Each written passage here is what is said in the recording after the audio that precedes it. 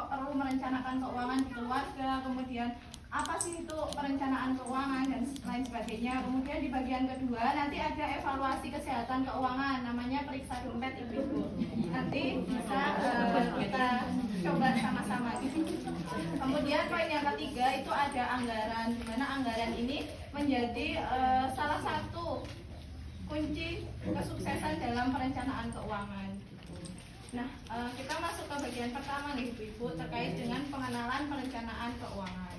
Jadi sebelumnya nih saya mau bahas terlebih dahulu mengenai literasi keuangan. Mungkin dari ibu-ibu apakah ada yang sudah tahu apa sih literasi keuangan itu? Baik, saya jelaskan terlebih dahulu ya ibu-ibu literasi keuangan. Jadi literasi keuangan itu adalah suatu pengetahuan dan juga keterampilan yang harus dimiliki oleh seseorang terkait dengan bagaimana sih cara mengelola keuangan dengan baik, dengan tepat, serta bagaimana sih kita itu bisa membuat keputusan-keputusan keuangan secara bijak gitu. Nah, literasi keuangan di era sekarang itu penting karena mengingat kita itu pasti akan selalu bersinggungan dengan keuangan setiap harinya gitu. Jadi ketika kita itu lebih paham mengenai literasi keuangan, lebih melek terkait dengan literasi keuangan, maka akan lebih mudah juga kita untuk mengelola keuangan di keluarga. Nah, lalu bagaimana? Mengapa sih perlu untuk berencana gitu ibu? Jadi kita itu dalam dalam kehidupan kita sehari-hari tentu kita sangat butuh untuk melakukan suatu perencanaan. Contoh kecil aja ya ibu-ibu. Misalkan ibu-ibu tuh hari ini gitu pengen masak telur balado gitu misalkan. Nah, ibu-ibu tentu harus merencanakan terlebih dahulu kan apa bahan-bahan yang akan ibu persiapkan untuk masak telur balado itu. Mulai dari bahan dasarnya telur, kemudian ada cabai, minyak, dan juga alat-alat yang dibutuhkan. Supaya apa? Supaya dalam ibu memasak telur balado itu tuh lebih terstruktur dan nggak kurang-kurang bahan gitu. Sama dengan keuangan gitu. Keuangan keluarga itu perlu untuk direncanakan supaya penggunaannya itu bisa lebih tertata, lebih sistematis. Jadi kebutuhan di keluarga itu bisa terpenuhi dengan baik gitu. Nah, contoh-contoh dari perencanaan keuangan itu bisa ibu simak di halaman 4. Nah, itu ada contoh-contoh perencanaan keuangan keluarga yang mungkin cukup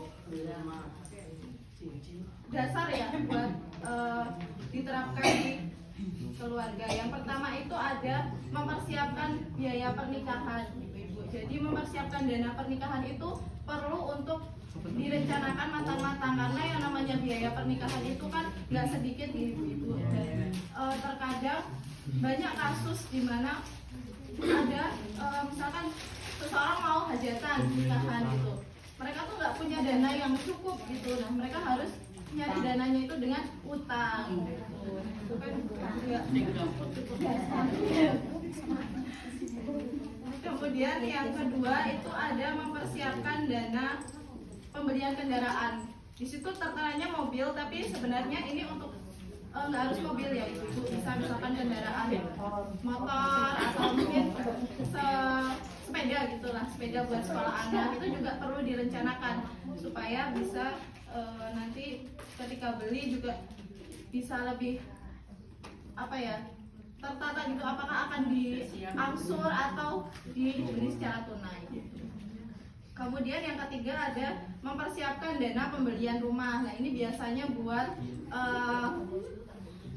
keluarga-keluarga yang baru menikah gitulah. Biasanya kan merencanakan buat beli rumah, kemudian segala perintilan-perintilan itu juga perlu direncanakan karena dana yang dikeluarkan kan juga tidak sedikit ya ibu, apalagi harga rumah saat ini juga cukup tinggi gitu.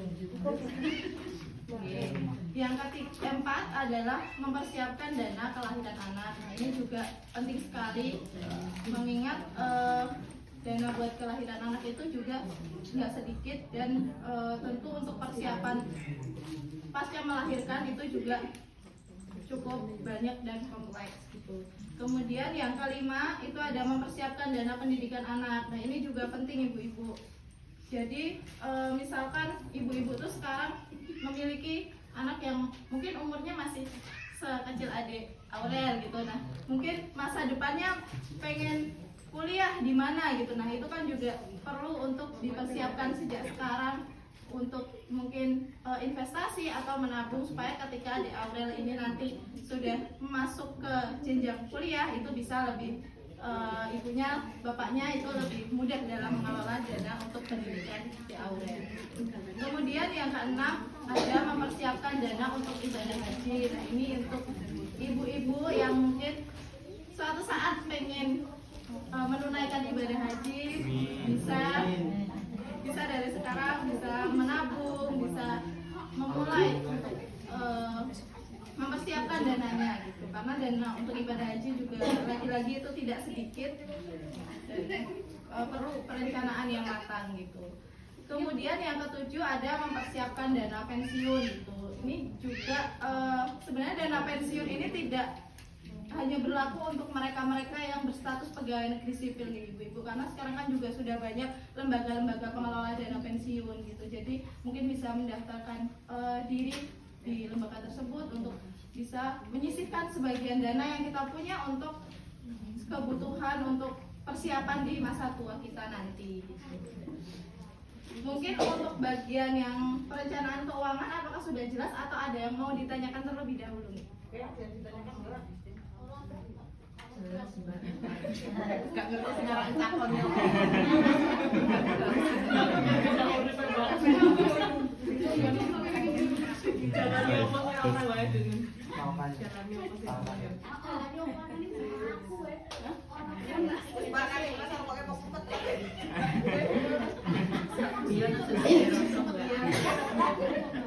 Saya lanjutkan ya Bu terkait dengan pengertian perencanaan keuangan. Jadi di dalam bukunya itu sudah tertera mengenai penjelasan perencanaan keuangan. Jadi perencanaan keuangan itu adalah bagian dari seni ibu-ibu. Perencanaan keuangan itu adalah seni mengelola keuangan yang dilakukan oleh individu atau keluarga untuk mencapai tujuan keuangan yang lebih efektif dan efisien. Nah tujuannya ini adalah agar keluarga itu bisa lebih sejahtera dengan pengelolaan keuangan yang baik. Nah salah satu bagian penting dalam perencanaan keuangan itu adalah pengelolaan penghasilan. Jadi penghasilan yang kita dapatkan, pendapatan yang kita dapatkan sehari-hari itu perlu untuk dikelola. Yang nantinya pendapatan-pendapatan itu kan tentu akan dikeluarkan kembali untuk memenuhi kebutuhan sehari-hari gitu. Nah kebutuhan itu ada dua jenis ibu-ibu. Yang pertama ada kebutuhan saat ini dan yang kedua ada kebutuhan di masa depan. Contoh kebutuhan saat ini itu apa aja ibu-ibu? Kalau ibu-ibu ada yang butuh tahu contoh terus misalkan untuk biaya sekolah anak, ya biaya sekolah anak, jajan pasti ya jalan-jalan. Kemudian ada kebutuhan di masa depan, contohnya ada kebutuhan untuk pendidikan anak seperti yang sudah saya jelaskan di awal tadi. Kemudian ada kebutuhan untuk ibadah umroh misalnya atau ibadah haji gitu, itu masuk kebutuhan di masa depan. Kemudian ada kebutuhan di masa tua kayak dana pensiun. Lalu yang selanjutnya ada pertanyaan nih, bagaimana sih cara untuk merencanakan keuangan? Nah, cara untuk merencanakan keuangan itu dibagi menjadi 3 ibu-ibu. Yang pertama itu adalah dengan mengenali kondisi keuangan kita. Nah, untuk mengenali kondisi keuangan ini kita perlu melakukan pencatatan rincian dari harta dan juga utang yang kita punya. Jadi ketika nanti sudah dirinci nih sama ibu-ibu total hartanya itu berapa, total utangnya berapa, itu kan kita pasti tahu perbandingannya. Ketika hartanya itu lebih besar daripada utang yang kita punya, bisa dipastikan kalau kondisi keuangan kita itu baik ibu-ibu. Tapi kalau sebaliknya ketika kondisi total utangnya itu lebih besar daripada total harta yang kita punya, itu menunjukkan menunjukkan kalau kondisi keuangan kita itu mungkin kurang baik atau kurang sehat.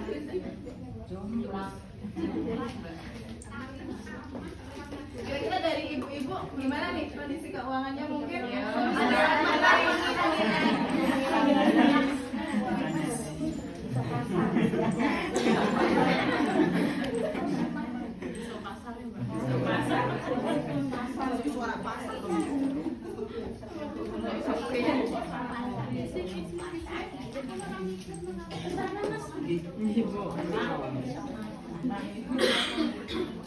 Yang kedua, setelah kita itu mengenali kondisi keuangan kita, itu adalah kita harus bisa membedakan antara keinginan dan juga kebutuhan ibu-ibu. Jadi yang namanya keinginan dan kebutuhan itu ada dua hal yang sangat berbeda. Kalau keinginan itu kan hal-hal yang kita itu pengen, padahal itu bukan hal yang sebenarnya kita butuhin saat itu. Tapi kalau kebutuhan itu sifatnya biasanya mendesak, dan jika tidak terpenuhi maka akan menimbulkan pengaruh-pengaruh pada suatu hal gitu. Nah, penting untuk bisa menentukan keinginan dan juga kebutuhan dari keluarga. Pakai keluarga, pakai itu.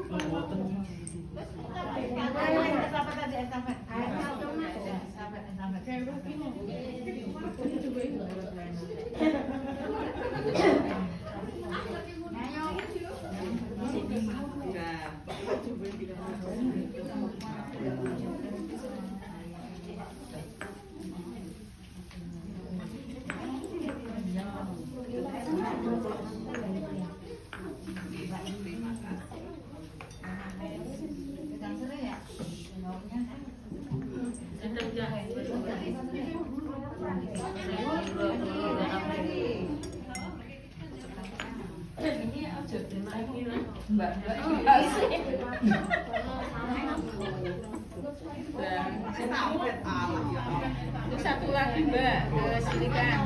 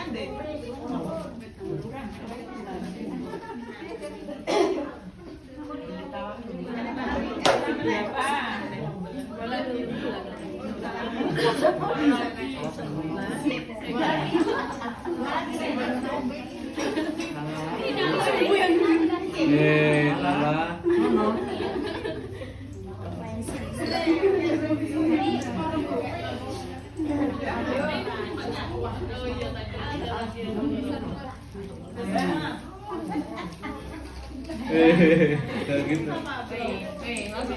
Oh, PTW tadi kita buat tadi keuangan itu belum di apa ya, dijalankan. Bagus ya.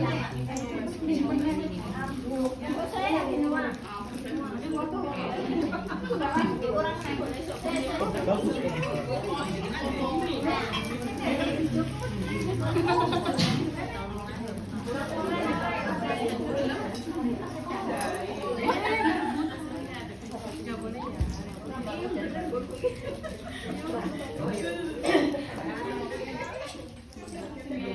Kayak gitu.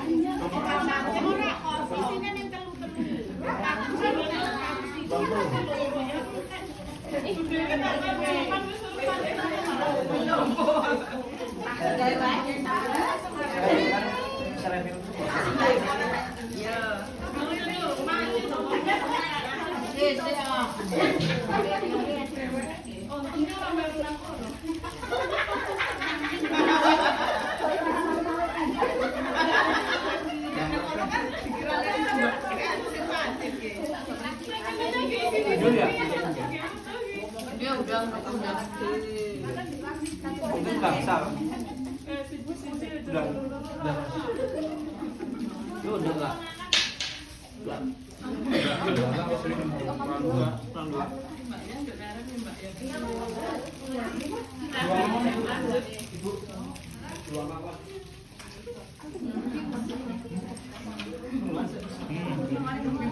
Jadi tadi terkait dengan menentukan keinginan dan kebutuhan itu juga perlu untuk diperhatikan nih. Bisa diisi juga mana yang masuk ke keinginan, mana yang masuk ke kebutuhan. Kemudian setelah menentukan mana yang masuk keinginan, mana yang masuk kebutuhan, kita bisa merinci lagi yang masuk ke kebutuhan utama itu apa saja. Nah, nanti itu bisa di-ranking ibu-ibu dari misalkan kalau yang di buku itu kan ada 3 contoh. Yang pertama itu ada contoh keinginan untuk membeli motor. Kemudian yang kedua ada mempersiapkan dana pendidikan anak. Lalu yang ketiga ada membeli baju baru. Nah, itu bisa di-ranking yang nomor 1 yang paling utama itu apa. Nah, di situ sudah ada ibu-ibu ada rankingnya. Yang pertama itu adalah yang diutamakan itu tentu mempersiapkan dana pendidikan anak terlebih dahulu. Baru yang kedua disusul membeli motor baru.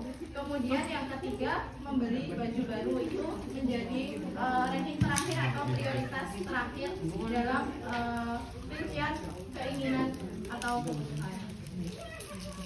Nah, kemudian selanjutnya itu ada di halaman 8.